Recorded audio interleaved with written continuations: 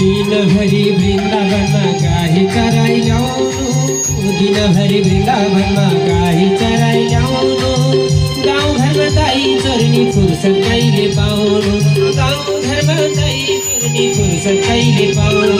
गोकुलको दरबारमा हरि लीला पर्छ, गाले बुझे सबैले हरि जीवन सफल छ। दिनभरि वृन्दावनमा गाही चराइ ल्याउनु, दिनभरि वृन्दावनमा गाही चराइ ल्याउनु। गाउँघरमा दाई चोर्नी फुर्सद कहिले पाउनु, गाउँघरमा दाई चोर्नी फुर्सद कहिले पाउनु। गोकुलको दरबारमा हरि